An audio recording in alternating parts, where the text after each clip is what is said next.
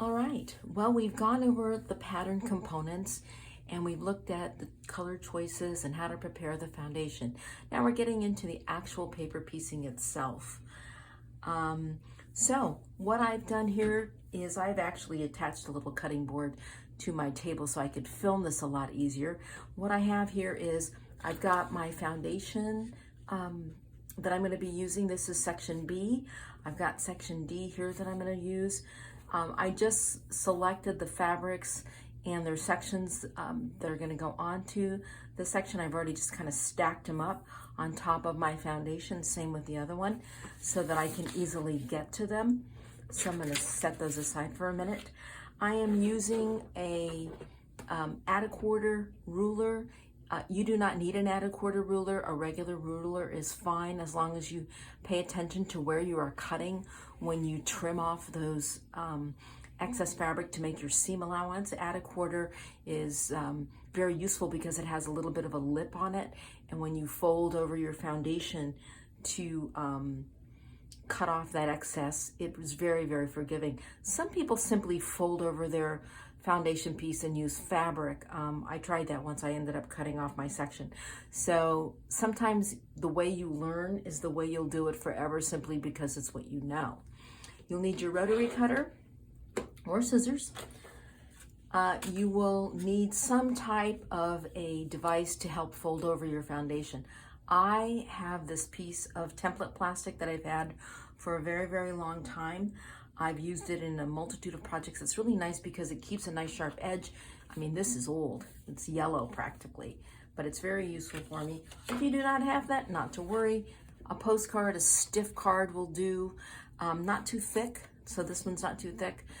Those little cards you pull out for subscriptions and magazines work just fine as well. You'll want to have an iron handy just in case you need to press out a piece that you want to have it lay nice and flat, although you don't need, you can do a lot of finger pressing when you're doing this process. And of course you just need your regular ruler. Settings on your sewing machine. Let's say that you need to make sure that you set your stitch length at about 1.5, 1.8, 1.5. The reason why is it creates those nice perforations along the paper so that when you go to tear it out, it's really, really simple to tear out. So let's go ahead and get started.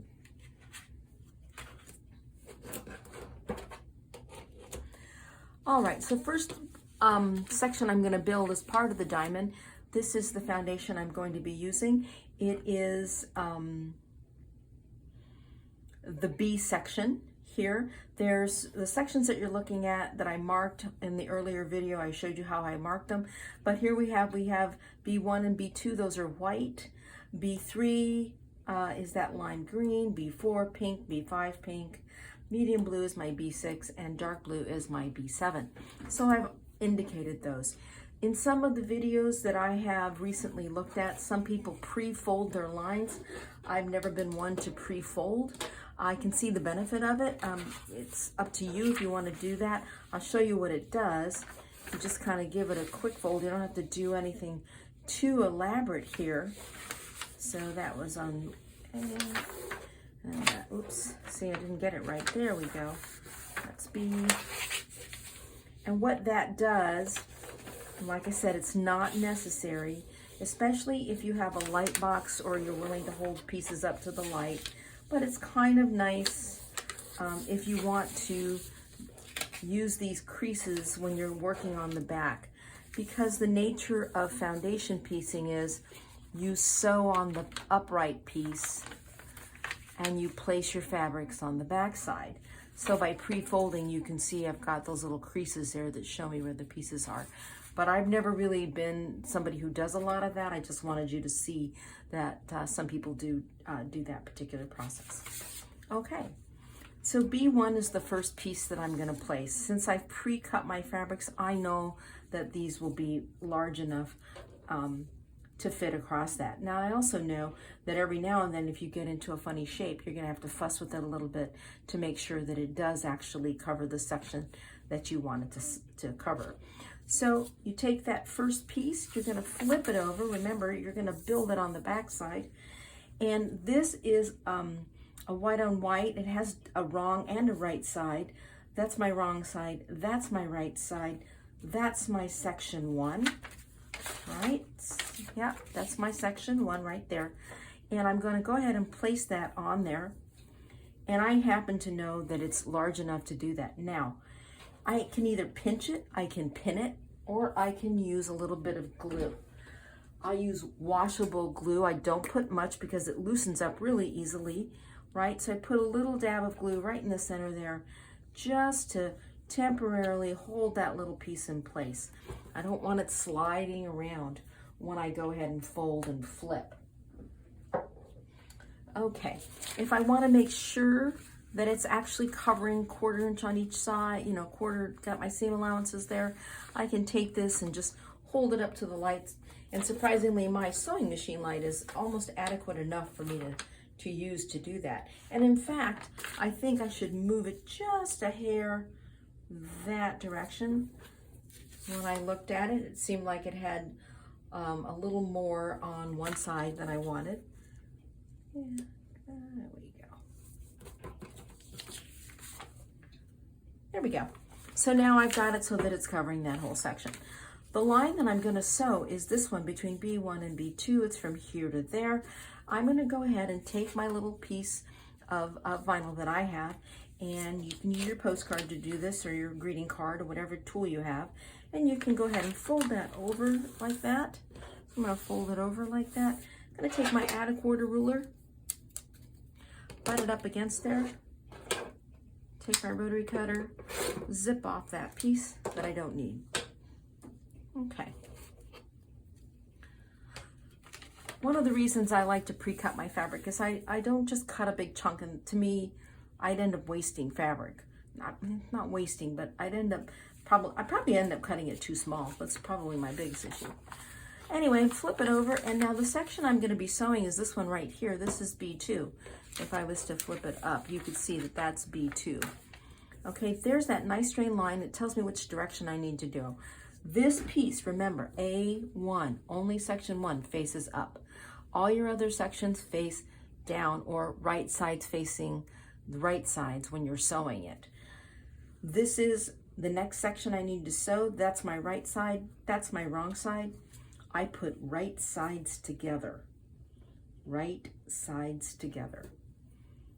Now, remember, I have a tip here and a tip here that I need to cover.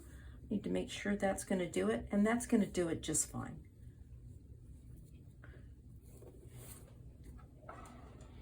I'm going to pick it up.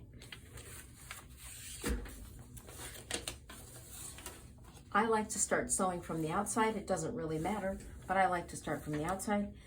And I'm going to start out a 1/4 inch, because I capture that seam allowance on the outside. And I'm going to just sew along that line. It's going to create those little perforations. And when I get to the next line that's there, I actually like to sew over it just a few stitches, a couple stitches, not a lot. And then I go ahead and trim it. Fine. Flip it over, and there you have it. There's my first piece laid down. Now I can get really fussy, and I can go to the ironing board, and I can iron each piece. I'm not going to do that. I'm just going to give it a little finger press on this particular one. All right, flip it back over. Now the next line I'm going to sew is this one here. This is section B3. It's lime green. It's from here to here. I'm going to go ahead and take my little piece of vinyl, throw it on there, fold it over, get my add a quarter, put it against there. And if you're using scissors, or you're using a regular ruler that doesn't have that piece, just make sure you're leaving yourself enough to make that quarter, at least enough to make a 1/4 inch seam allowance there. Okay. Flip it over to the wrong side. This is the section that I'm filling. This is the B3. I'm going to take my fabric, line it up here. Now, where it starts is right up here is the tip, right here. And right down here is the bottom of section B3. I need to make sure when I do this that that is covered. So if I have any doubts, I should pick it up and hold it up to the light to make sure that once I sew that it will be covering what I need it to cover. Like I said, I don't do this for every single piece, but sometimes if I have a question, I do take it up to the light and see that it's going to do that.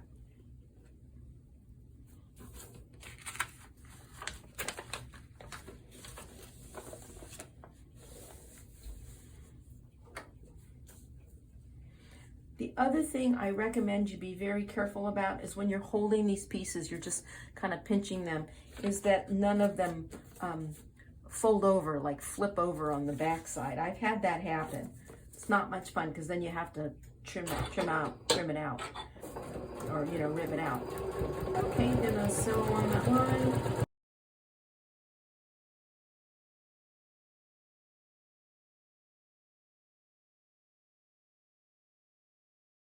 Great, there's my lime green. Pull it out this way. I'm all good. I know it covered it. I can just look at it and see that it did. That's fine. Next line I need to sew is B4 from here to here. So now if I want to give this a little press so that it has a nice little crease, I can come over here to my little ironing pad, give it a little flattening out to make it nice and flat. Flip it over. There's my vinyl, there's my B4. Remember, I stitched in a little tiny bit, not to worry. When I fold over, the fabric will come up with it. That's all right. I'm gonna just give it a little gentle tug. Grab my outer border there. Zip it off. Whoops. Make sure it's nice and sharp. Maybe I needed a new blade. There we go. Okay. Now, pink. That's the next section I need to add. Again, one of the things I did was I pre-cut. I know that pink is, for my B4, is the shorter of my pinks. I have a longer one and a shorter one. I know it's the shorter one. So I'm gonna take the shorter one, come over here, line it up there. Make sure that I'm covering the right piece. Covers there, covers there. Flip it over.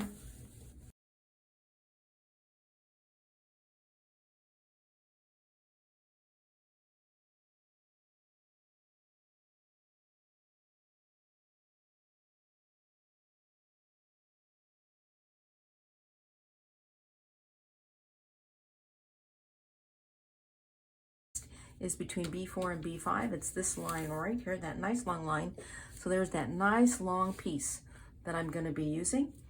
So take it, put my vinyl there, fold it over, place my add a quarter, take my rotary cutter, zip that off.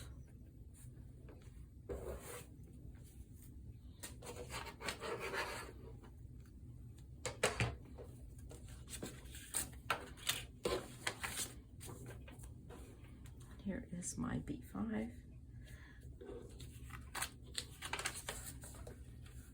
Now B5 has this nice point here. Well, I'm gonna scooch it towards the point. Okay. This is actually a really very forgiving block.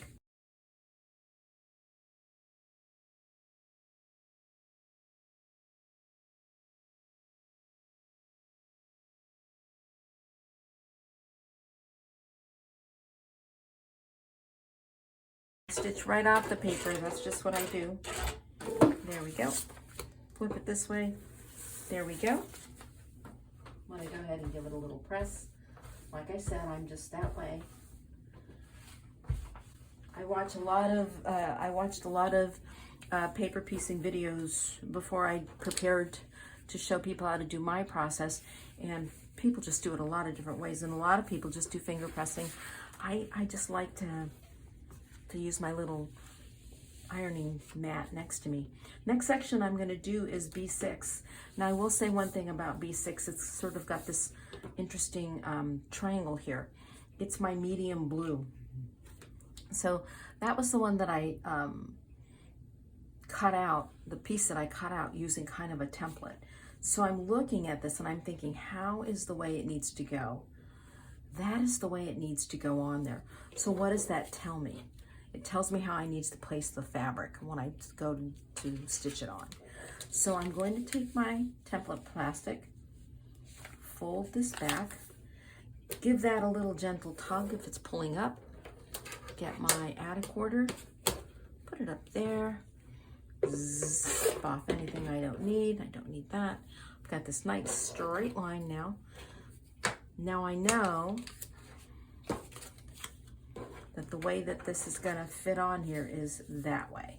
So when I flip this over, it should, yep, that's how I'm gonna sew it on. I can look at this and tell you that that's the way when I do that stitching, it's gonna go just like that, okay? So on anything that has those kind of angles, it really benefits you to kind of double check to make sure you're sewing it on correctly, because I have actually sewed those on wrong and you end up having to tear them out, and that's never any fun. I don't like tearing things out when I do regular piecing, much less paper piecing, because I got to worry about the paper.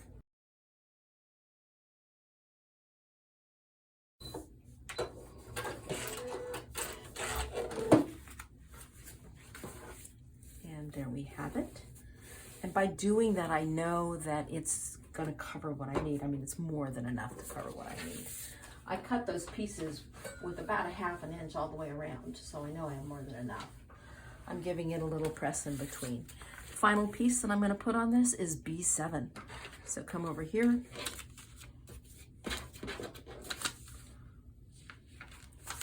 Give it a little thing. There's my little tug.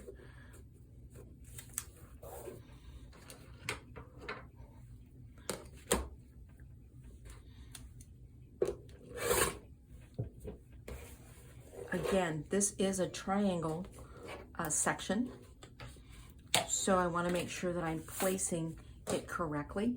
So I look at it and I go, oh, which direction does this go? Is it that way? Is it that way? Which way is it? Now, mind you, I don't have a wrong and a right side on this, because this is that Kona fabric, so it goes either way, right? It goes either way. So I'm looking at it. So sometimes I struggle, like, which way does it go? Well, it is actually, if I look at it, it's going to go this way. So this is the part I'm going to put right side together. So I'm going to flip it over, come over here. I'm going to line up that section and see, once I flip it over, it's going to be correct. Take it, flip it over. If there's anything that's hard, that's probably the hardest thing.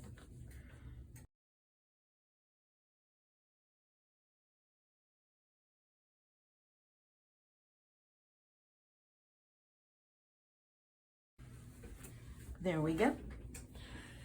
Now I'm just going to trim off the sides using my regular ruler. Now remember, the solid lines are what you sew on, so never cut off your seam allowance. If you cut off your seam allowance, you will have to remake your block. Cut that off. And everybody who's ever foundation pieced, and I bet every one of them has done that, has cut off their seam allowance. And if somebody says they never have, it's just because they haven't so far. Kind of like riding a motorcycle. My husband says there are people who have fallen and people who are gonna fall. So in my view, there are people who've cut off their seam allowances and people who are going to.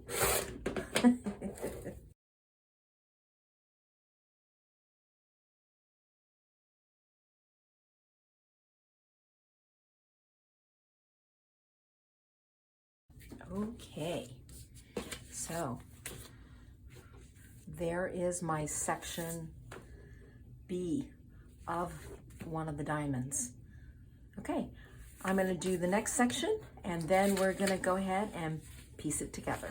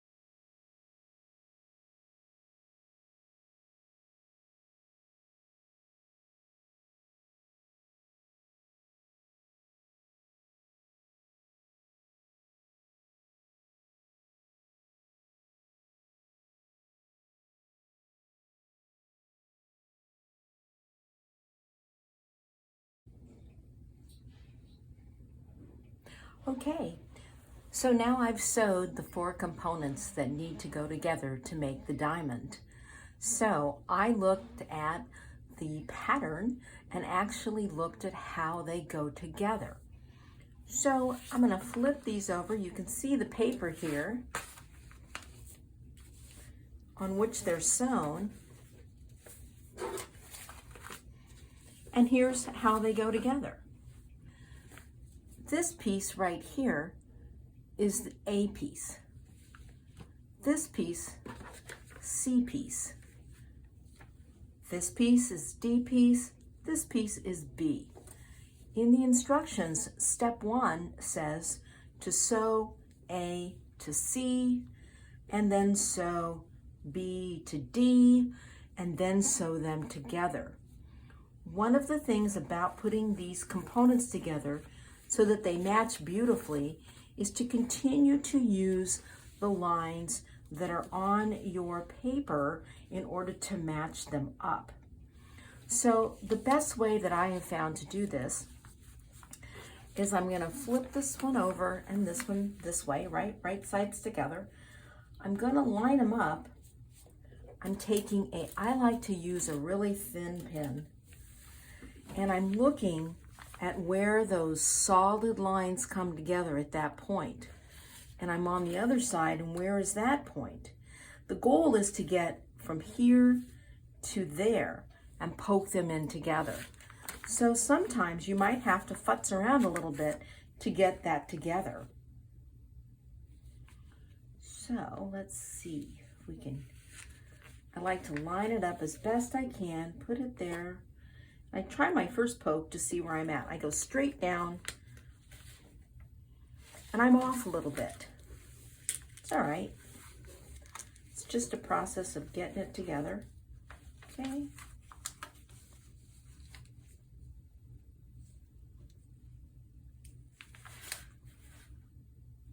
And there, that's actually pretty good.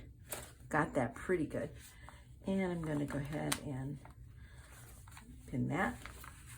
Then I kind of follow along, just kind of pressing everything down, laying it nice and flat, lining up the paper. And then I want to see if I can match that corner of that paper into the piece on that other side.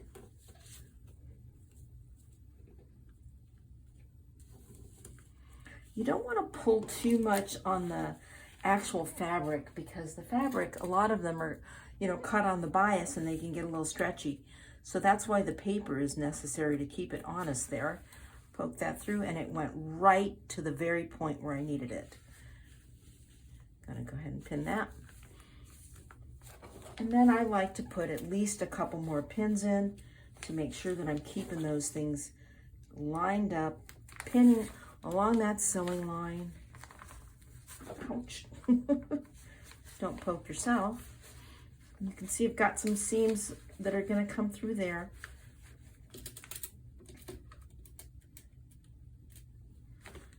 Kind of poke that in there. That one's off a little bit.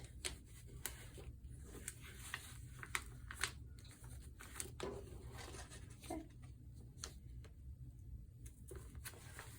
Perfect. Okay. And I'm going to stitch these together.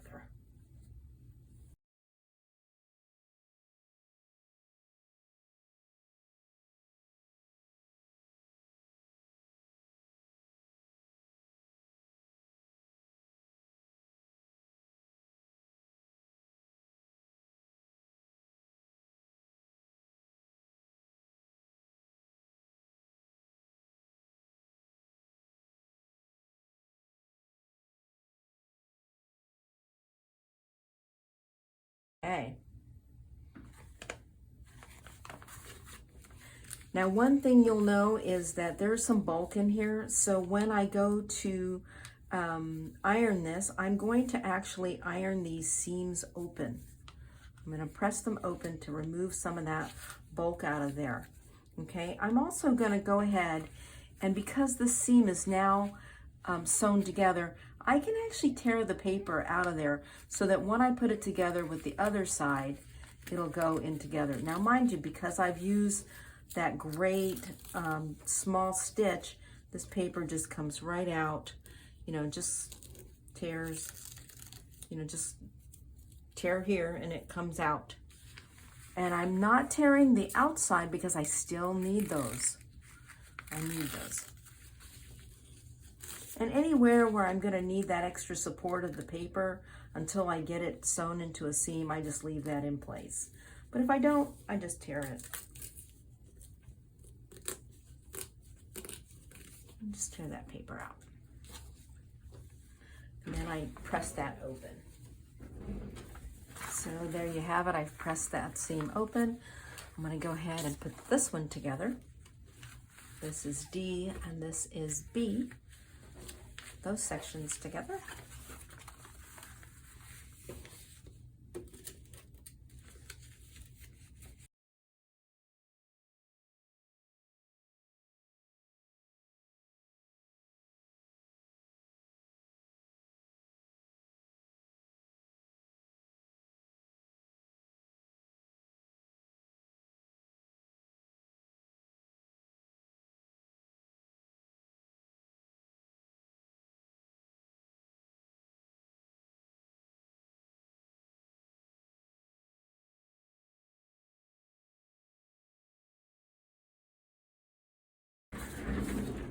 So now, based on the directions, I have sewed section A to C, I have sewed section B to D, and now the instructions tell me to go ahead and sew CA to DB.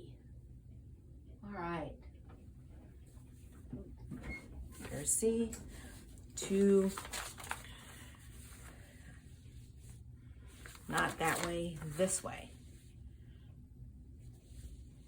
This is the way I'm going to sew this together.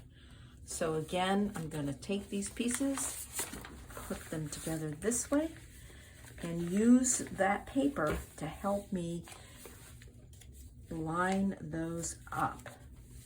Again, I like to take that nice thin pin, poke it straight through.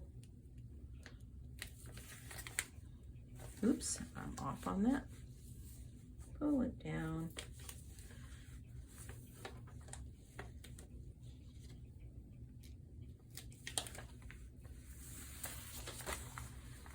Sometimes one angle is better than another.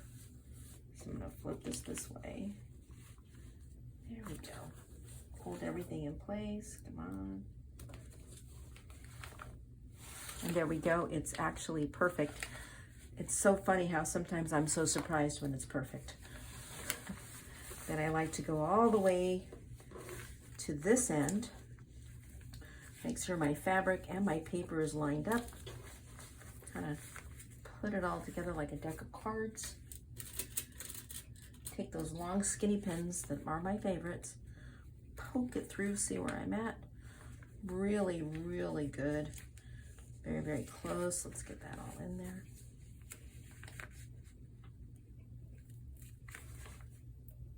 Beautiful. Okay. And then again, do some of those few additional pins. You don't need a lot of pins, but I do want some because I want to make sure that things aren't slipping around. And I don't want to use too many. I don't want to bend and distort the way things are coming together. But you just need a few to hold those things in place, right?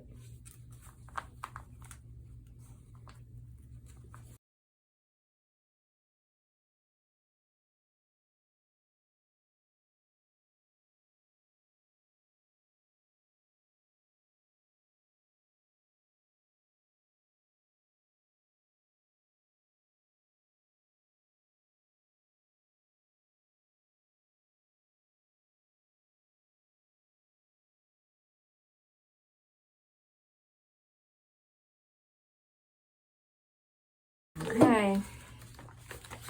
Ooh, and then I open it up. Magic. There you have it. Look at how well those points came together. I'm very pleased with how well this kind of came together. Okay, now, you know, it's tempting to want to rip out everything, but we are not going to rip out everything. About the most I like to tear out of the seams if they're in the inside and I'm not going to need them again, like this one. Sometimes, you know, I use a pair of tweezers if it's in the middle of a bulky seam. I'm going to go ahead and just tear out that paper. I'm going to iron those seams open, and I'm going to show you what it looks like once I put it up against my wall here. Okay.